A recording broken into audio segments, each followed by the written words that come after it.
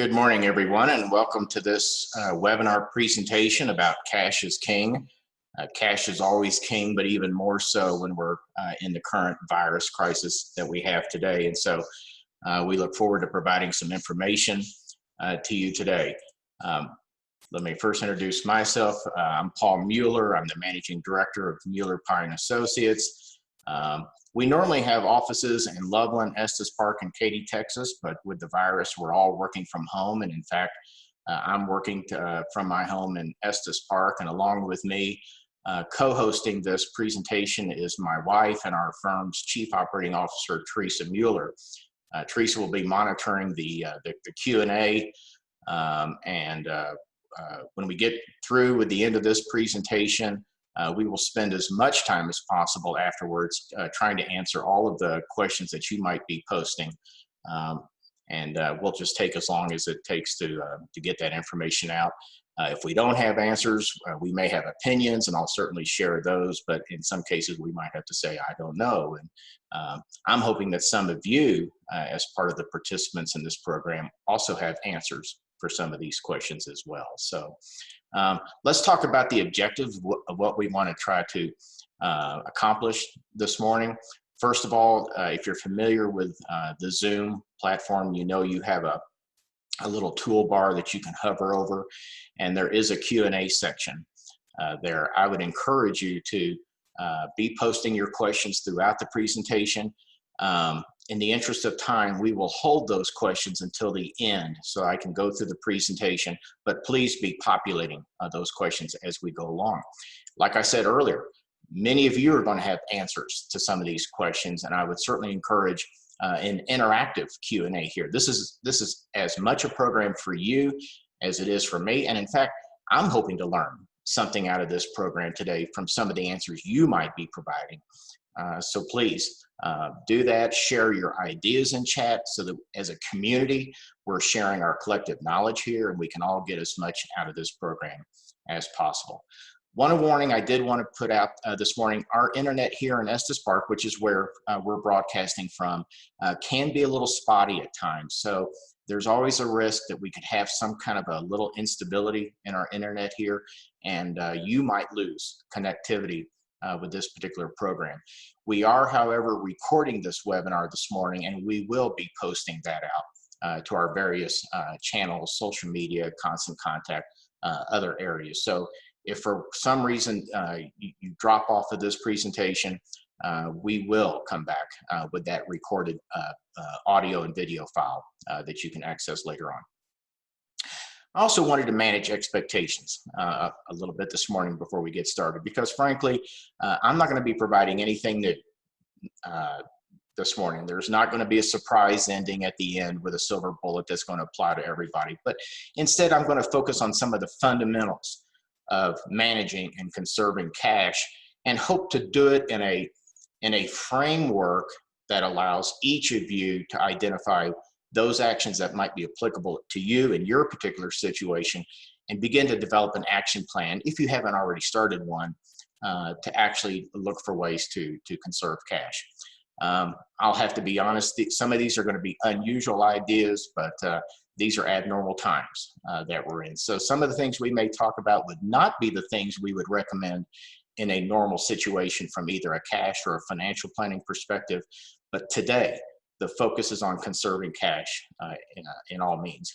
And then also, I think some of the things we're going to talk about, I would consider to be best practices that we should always be using when we're managing and conserving cash, even in the best of times. And we're not in those times right now. So these are critical items, but some of these are going to be ideas we ought to be practicing all the time along. So let's get started.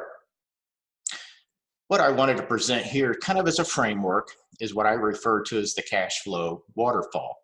And if you think with a lot of businesses, when there's plenty of cash coming in from sales and customers and payments, managing cash flow may not be all that critical if there's plenty of cash to go around. But when we're in a situation where cash becomes a little bit tight, and I think of here in Estes Park with so many of our lodges and restaurants who are in their slow season right now, managing cash flow becomes extremely important, and understanding the waterfall, the priority of how to manage that cash, who gets paid first in those situations is very important. And more so, I think, as we'll go through it, serves as that framework I mentioned earlier for where perhaps cuts need to be made or conservation techniques need to be employed in sort of a priority fashion. So in this cash flow waterfall, the typical priority is, and again, this pretty much applies to a business owner, but this could have some applicability to families as well. But who gets paid first? Well, the employees always get paid first in a business. You don't pay your employees, you miss a payroll, you lose those employees. Next on the list is your lenders and landlords. And why is that? Well, lenders may have some claim on property or collateral that they could seize, or they could push a business into bankruptcy if they're not paid. Landlords, they hold the keys to your facility. You don't pay your rent, you may get locked out of your facility or get evicted, and that has a tremendous impact on your business. Next on the list is the vendors, your suppliers, your utility providers, your insurance providers. If they don't get paid after a long period of time, they may cut you off in those areas, but maybe not as critical as those employees, lenders, and landlords in terms of priority of cash. And then the way it works with the business owner is the owners get paid last. Now, hopefully at the end of the day, the owners get paid more, but the owners are at the bottom of the cash flow waterfall. So with that as a framework, let's talk about some ideas and thoughts about how we manage cash flow. So if we talk about the employee side first, obviously we're looking at a lot of furloughs and layoffs. The news is full of information about increasing unemployment claims that are being filed with all the various state unemployment agencies. And so that is the reality of, if you're going to cut costs first, conserve cash first, and your business is either closed or temporarily closed or taking a severe reduction in sales income, then the reality is furloughs and layoffs. And then that allows those employees to claim unemployment through their particular state agency. And many of the states are accelerating the process for these folks to claim unemployment benefits. So in some cases, I've had some clients ask me last week, at what point do they lay people off or furlough people? And in some cases, I came up with kind of a thought that maybe that's the most merciful thing to do for some folks right now, is to allow them to get in line for those unemployment benefits sooner than later. If you have the opportunity to reduce hours with your workforce and keep people employed, most states do have what's referred to as a work share program. And I've mentioned here that both Colorado and Texas, where our offices are located, both states do allow for work share programs. Essentially, if you're reducing everybody's hours between 10 and 40%, the states will come in with a little bit of unemployment benefits to help fill some of that gap. Not the entire gap, but they'll supplement some of that. And of course, part of the benefit there is you keep your employees employed instead of having to lay them off, and they may not come back later. You still have them on payroll. The state is helping to fill some of that gap in terms of money. So it is something out there that's available and is worth looking into if you're in those states.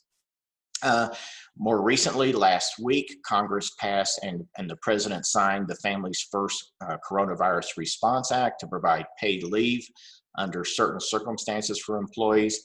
And I'll get to that in just a minute. We'll go through some of the specifics of that particular act.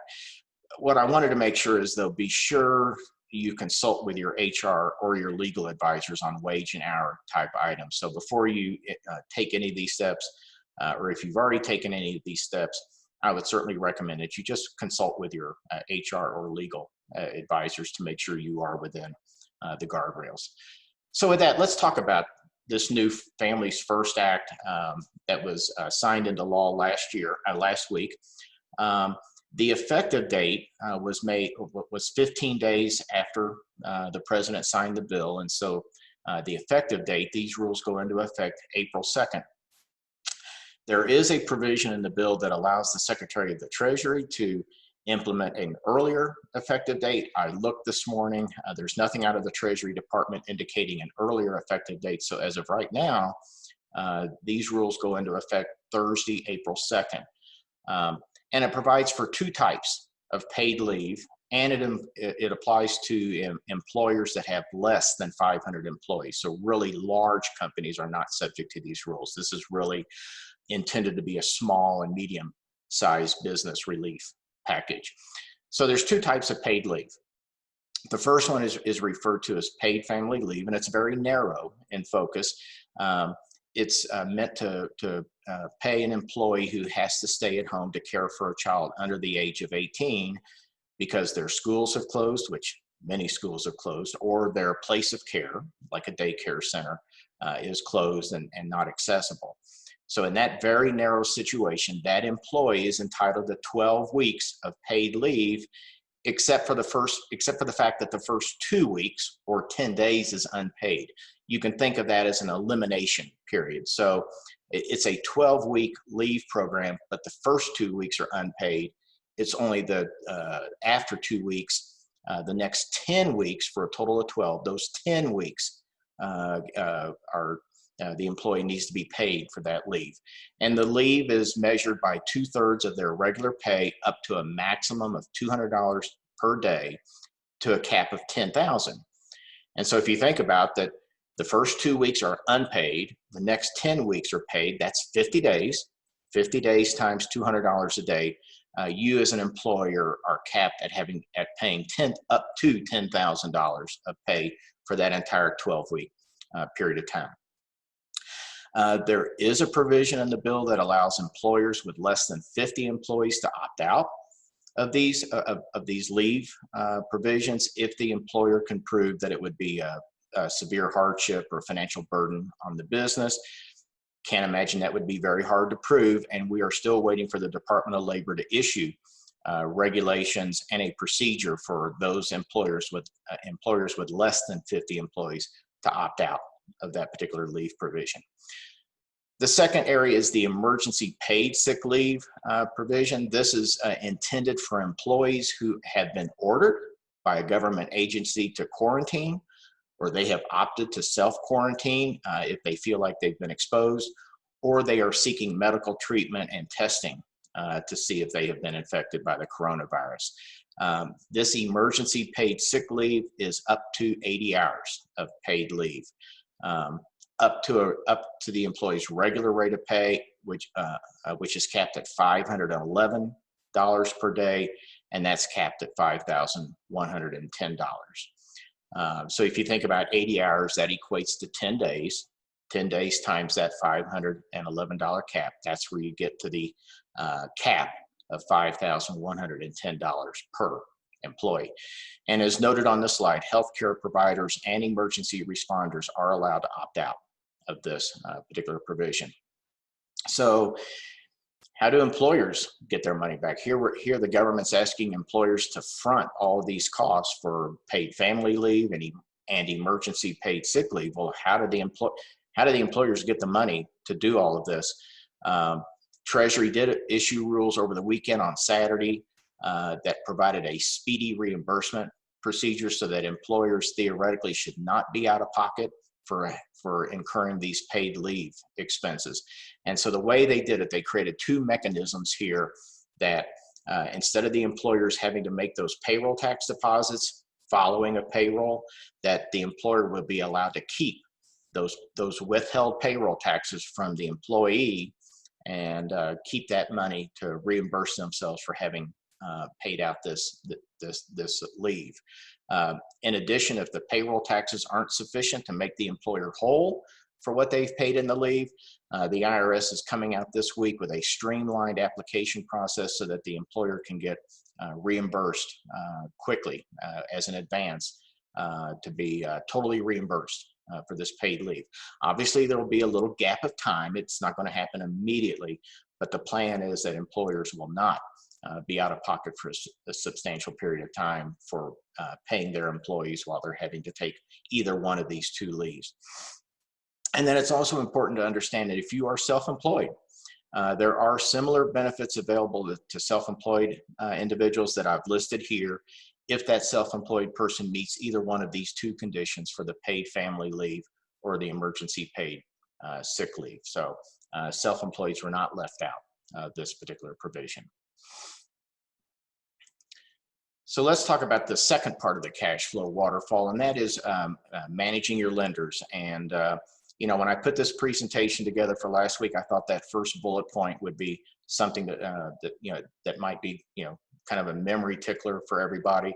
But I've been really happy to see the number of lenders who are reaching out to their customers and voluntarily offering deferments and payment relief. If you have not heard from your lender about some kind of payment deferment or a relief program, you should call them right away. As I said here, you won't be the first that's asking for some kind of relief, but the sooner you make that contact with your lender, the sooner you all can put a program together, and perhaps that's one more item of stress that can be set aside for the time being. The SBA has their 7A loan programs. They've always had their 7A loan programs, but something that becomes very important in this type of a crisis. The SBA Express program is a program for business owners to borrow up to $350,000. Of course, you've got to show need for that money, and that shouldn't be too much of a problem right now. But this program comes with a 36-hour decision turnaround. So it is a very quick program and pretty quick funding as well, if this is something that you can take advantage of. If you're already a 7A borrower with the SBA, right now they do have deferment programs underway. There's a 90-day deferment program. There's also a 6-month deferment program. That all depends on whether your loan has been sold to another lender in the secondary market. So again, if you're a current 7A borrower under the SBA program, make sure you look into and take advantage of these deferment opportunities that exist right now. And then last week, the SBA rolled out their disaster loan program specifically aimed at businesses impacted by the virus. It took a little bit of time, but by the end of last week and over the weekend, most states and counties are now covered under that disaster loan proclamation. And so many businesses are eligible for this program. In fact, we've helped a number of our clients with that disaster loan program, getting their applications in. I will tell you, it's a lengthy application process. Teresa's been working on many of those for our clients. It is a time-consuming process, so the sooner you get started, the better. It does allow for borrowing up to $2 million per business. The interest rate is at 3.75%, and for nonprofits, 2.75%. I would not be surprised to maybe see that rate come down a little bit after the Fed reduced their borrowing rates last week, but so far it's still 3.75% for businesses. It can cover your fixed debt payments, payroll, and accounts payable. Once you're approved for the program, you can take up to 30 years to repay the loan. You can also pay the loan sooner without any kind of penalties. So something that's out there that's available to businesses that are looking for help. Quick question. Teresa says she has a quick question. Teresa, if you would turn your... Quick question from someone. Does it require a personal guarantee? Teresa, do you have that answer? Because you've worked on some of these applications. I have not noted a personal guarantee at this point. Okay, so that may be something that will be part of the application processing program, where they may come back ask for personal guarantees or some kind of pledges for assets.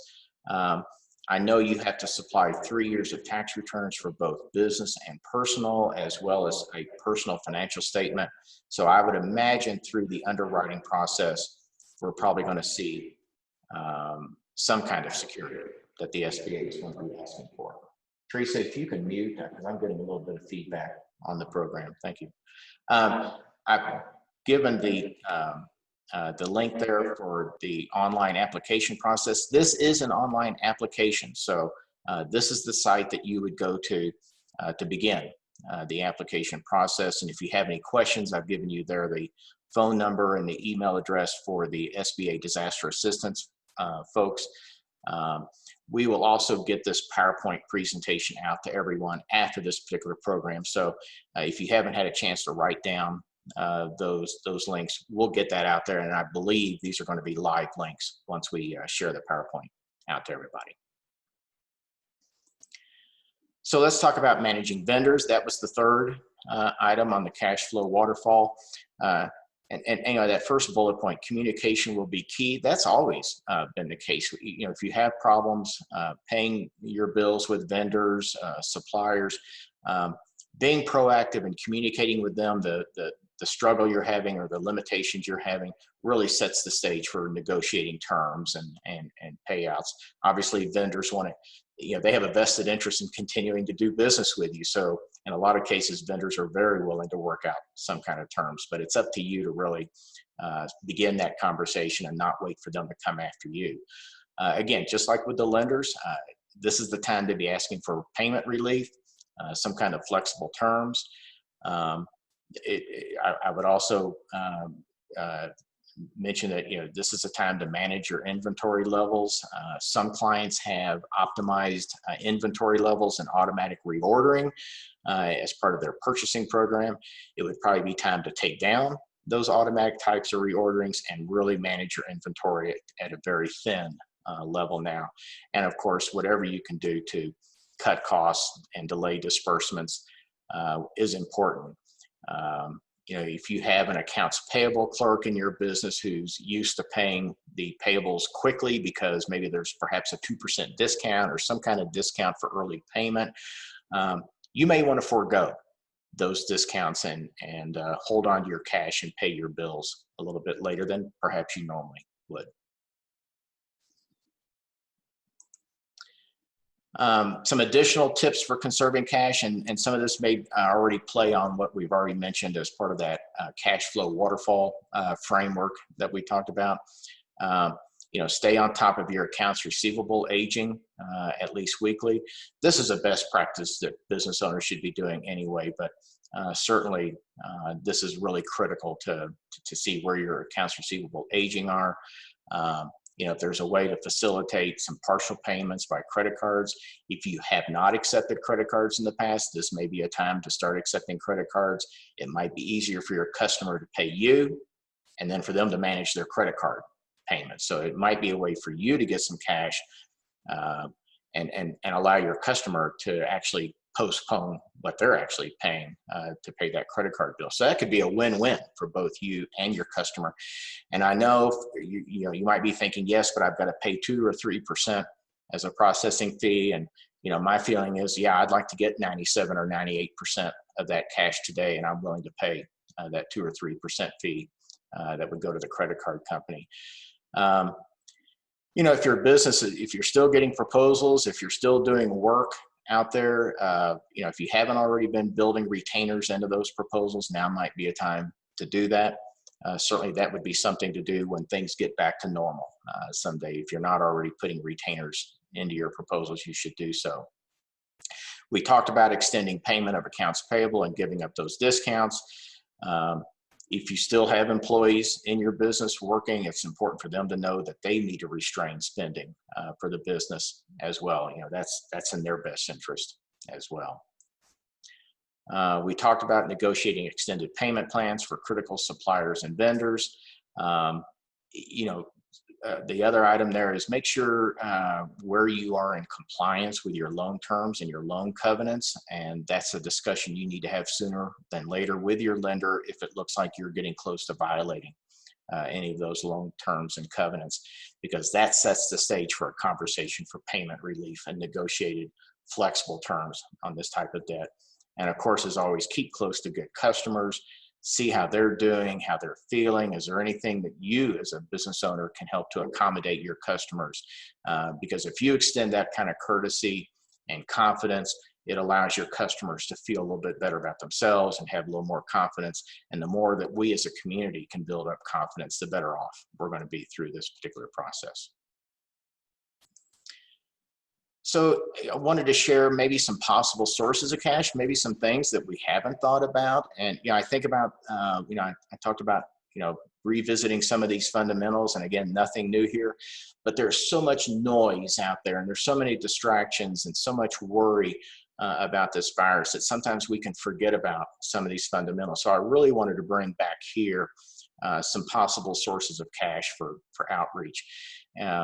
If you're a business owner that owns your facility, if you have owner-occupied real estate, it's possible to have a cash out refi, particularly here in northern Colorado, where we've had a tremendous run up in real estate values.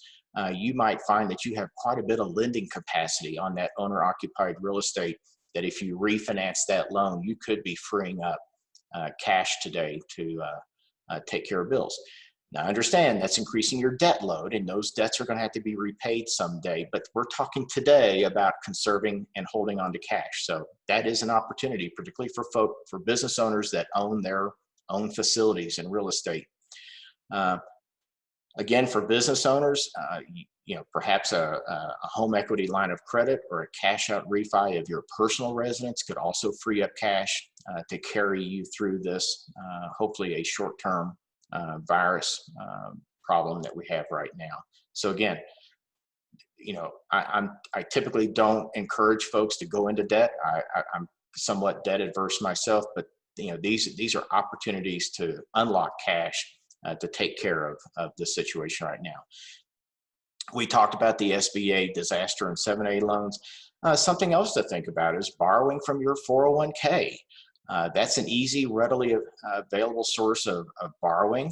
You're allowed to borrow up to the lesser of $50,000 or 50% of the account balance in your 401k account. So, if that's something you haven't thought of, that's a very ready and probably a very quick availability source of funds.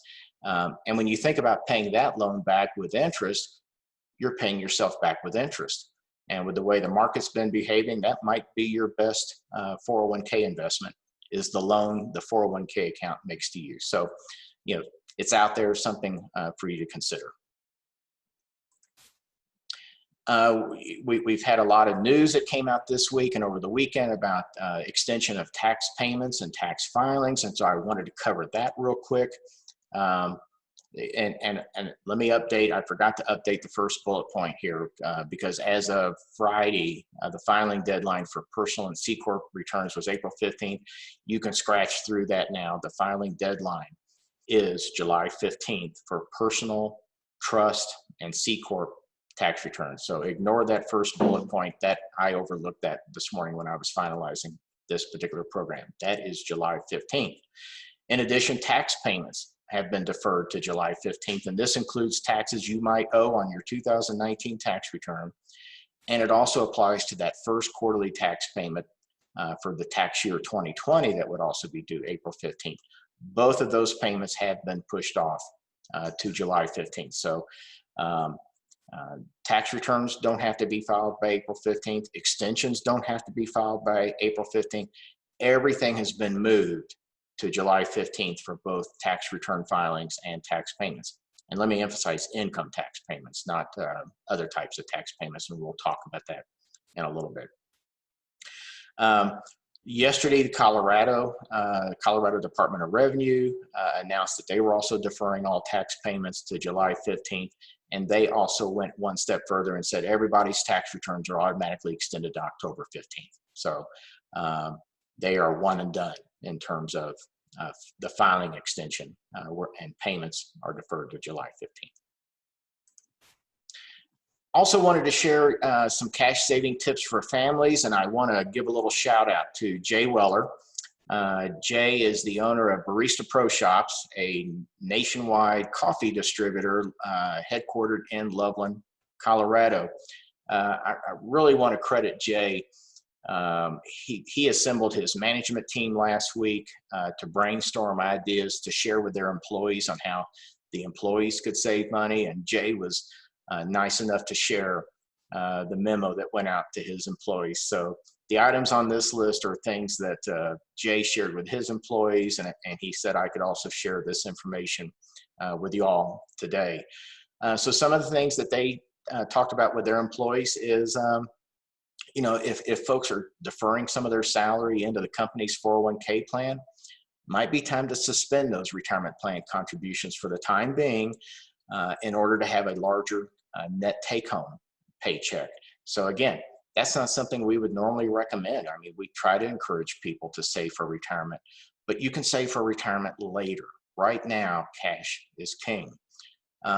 They talked about suspending or eliminating recurring charges, and they talked about how many music channels are you paying monthly subscriptions for. Maybe now's not the time to cancel your Netflix subscription. For Teresa and myself here in our home in Estes Park, Netflix is probably our best antidote for cabin fever. So, but if you have multiple accounts, Hulu and Xfinity and HBO and on and on and on, maybe it's time to look at those recurring charges and put some of those on hold here in the near term. In terms of managing credit cards, just like any lender that we've already talked about before, now's the time to ask for relief. If you need some kind of payment relief, and again, you're not going to be the first person asking that credit card company for relief. We also mentioned earlier about using cards. If there are purchases you have to make, maybe using credit cards for those purchases, so you're postponing the actual payment of those items for a significant period of time. And while I wouldn't normally recommend doing this, maybe now is the time to make minimum payments on those credit cards. And I know that that's running up interest charges and fees and all of that. But again, this is all about saving our cash and extending out these payments over a period of time. Another item that I thought Jay, one of his team mentioned to their employees is, look back over, if you use credit cards, look back over those last 2 months of your statements and see what you've been buying using your credit card. And are there things that you've been paying for that maybe you shouldn't be buying anymore, that you should be suspending for the time being? So again, look back over your last 2 months and see what your spending patterns have been. That will give you some ideas of things to start cutting out right away. Of course, buy food wisely, and we've seen plenty of news stories and pictures of this panic buying. Again, buy food wisely, buy good food, a lot of vegetables, fruits, those types of things, because we need to strengthen our immune systems during this period of time. Something that one of my employees suggested last week that I thought was a good idea is they were looking at their auto insurance renewal coming up. And in the past, they've always paid their auto insurance on an annual basis because it was cheaper than stretching it out over a monthly basis. Well, they're going to change that for now and go to a monthly installment of that car insurance payment. And sure, the monthly payment's going to be a little bit higher because the insurance company does tack on a little bit of a fee when you pay that on a monthly basis instead of prepaying annually. But again, that little bit of fee allows you to hold on to more of your cash. And then later on, once we clear this crisis, you can always go ahead and prepay. I'm sure the insurance companies will be more than happy to accommodate getting you back onto an annual payment program. And again, as we talked about with business owners looking at home equity line of credits and cash out refinances, it's equally applicable to families too. Again, here in Colorado, we've seen a tremendous increase in market value for homes. So you may be able to borrow, may be able to refinance that mortgage and actually free up some of that equity you have in your house and have that cash in your pocket now.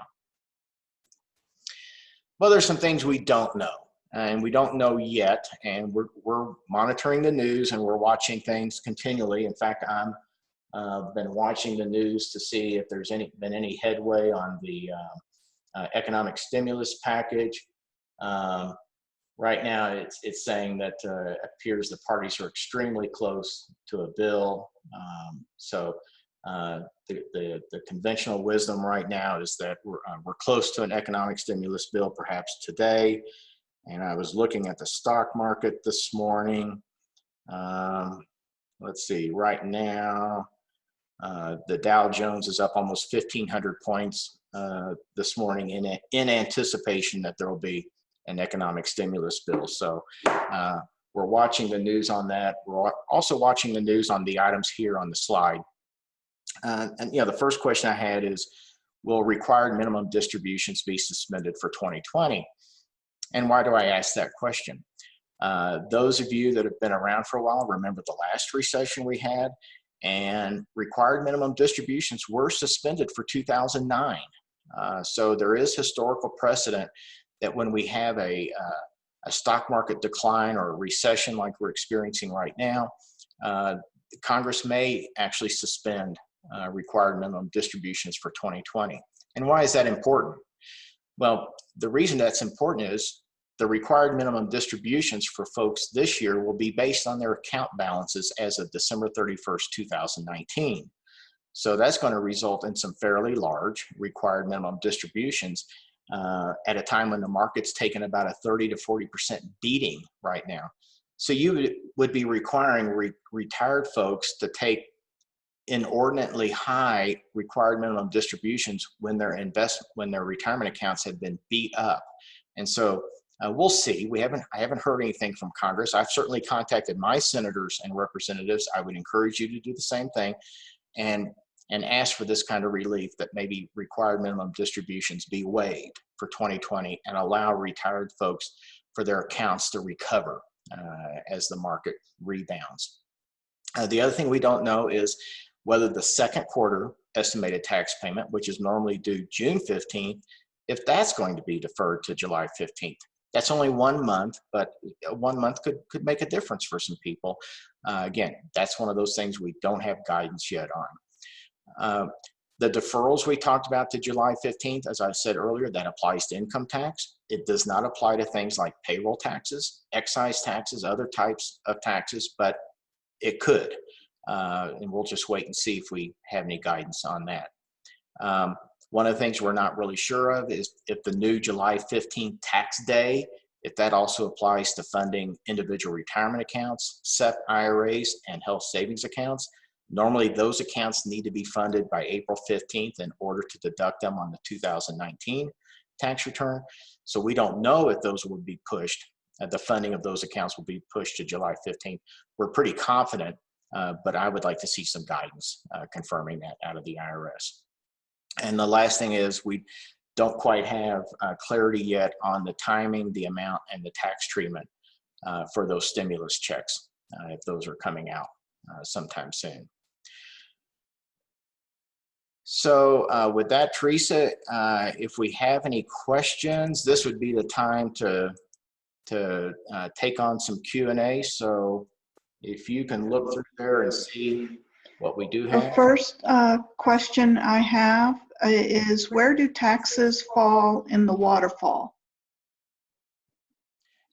You know, that's interesting. That's a great question. Where do taxes fall in the waterfall? That would actually be in that lender level. If you think about it, the IRS is what I refer to as a stealth lender.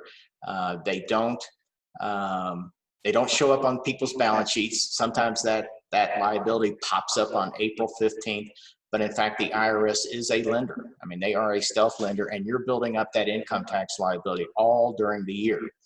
And so like with the lender, like with any lender, the IRS is more than receptive to entering into installment plans and giving some sort of payment relief when taxes are owed. So that's why the IRS does have online installment programs where you can develop and apply for your own installment program. Another question I have is, have you heard anything about extending the property tax deadlines? I'm assuming that's, if that's a Colorado question, you know, property taxes for 2019 are due now. They're paid in the spring following the year that they're assessed. I have not seen anything from the Larimer County Assessor's Office or from the state of Colorado as to whether property tax deadlines have been extended, but we will add that to our list of items we are monitoring. And you know, if we see any news on that, we will get that out as soon as possible to everybody. I'll ask our team in our Katy, Texas office to also keep an eye on HCAD to see if we get any news from the Texas county assessors as to any sort of payment extensions for property taxes. And that is it on the questions so far. Okay. Teresa, can you see if there's anything in the chat box that Yeah, might? there is one here. We just got one in. It says, if we as self-employed qualify for family leave or leave sick, how is the income we pay ourselves calculated? That's a great question. There is some guidance in the rules about your average self-employment income to come up with those day rates that we talked about that qualify for the paid leave. So I would suggest that perhaps you contact us directly, for that type of an answer.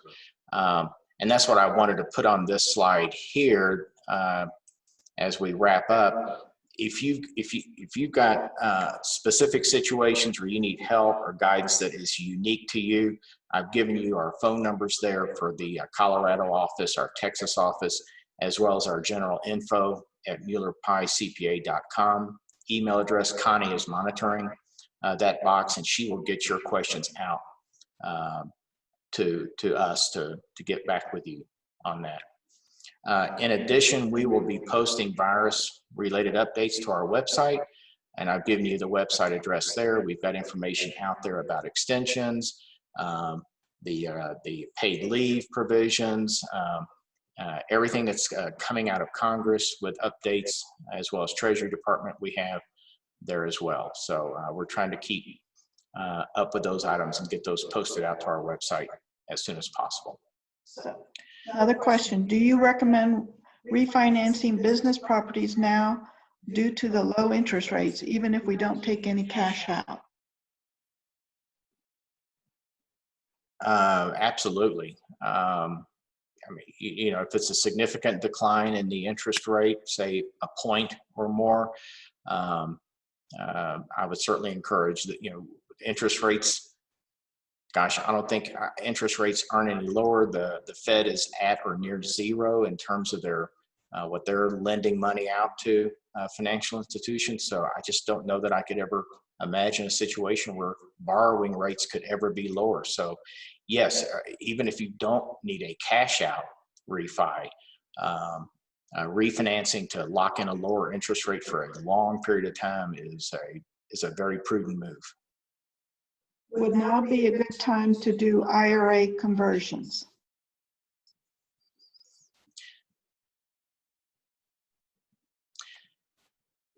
It's a little bit early in the year to talk about converting IRAs to Roth IRAs. I think that's certainly a smart move when you're in a low watermark as far as income, and we're certainly going to see many of our clients impacted by this virus crisis, and they may have low amounts of income. I guess I would say, to me, that would be perhaps more of a third or fourth quarter discussion. Assuming we get through this crisis, assuming business begins to come back, assuming we have a little more of an optimistic outlook than perhaps we have right now. If this indicated to be a low income year, a Roth conversion might be indicated. And as I think that all through, the taxes on that conversion wouldn't be paid until April 15th of 2021. Hopefully by then we're all in a much better cash position than we are now. So, that's a tax planning opportunity with a lot of hair on it. And so rather than a general answer of yes, as in most things, the answer is it depends. And again, that's one of those areas we would encourage you to contact us about your unique situation so that we can work up some guidance that really is applicable to you.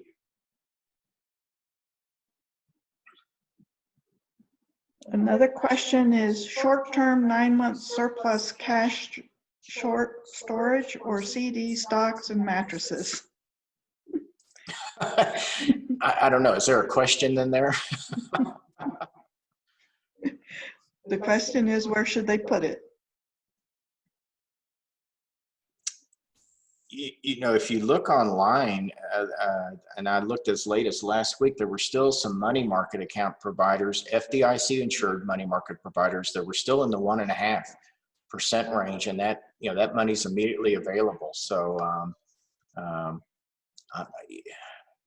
you know, depending on how much cash you have, if you wanted to lock it up for 6 months or 9 months in a CD because maybe you were getting a slightly higher rate, I just wouldn't box myself into a corner where I needed to have that money and then have to pay penalties. So liquidity and dry powder is really key right now.